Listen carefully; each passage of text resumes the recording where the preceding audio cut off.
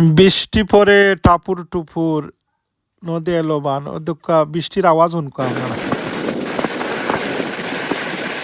বৃষ্টির গর্জন। আসসালামু আলাইকুম সম্মানিত ভিউয়ার্স, আপনারা বৃষ্টির বর্ষণও রাখি আপনার মুসুলধারে যে বৃষ্টি হইল এটা দেখাইলাম লন্ডনও।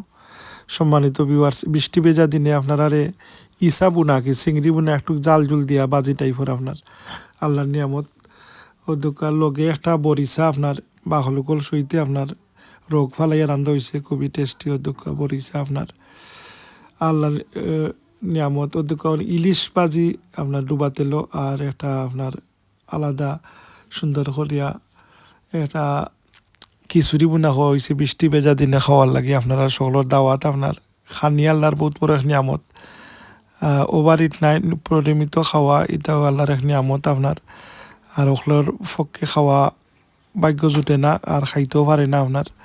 আলহামদুলিল্লাহ দোকাই চিংড়ি বোনা আসলে আলাদা এক মজা।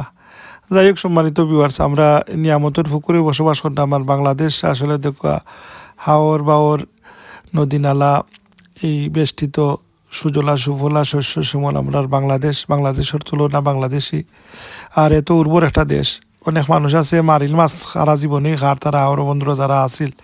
আর আগের জমানার তো আপনারা কি মানুষ জনসংখ্যা এত বেশি আসতা না, প্রত্যেক গরুই বছরি খামলা থাকতা মাছ চুষ মারতা জাল উলা আছিল হলোর গরু জাল কুচা এগুলা আছিল আপনার মাছ মারার আত্মীয় রাখি যেগুলা।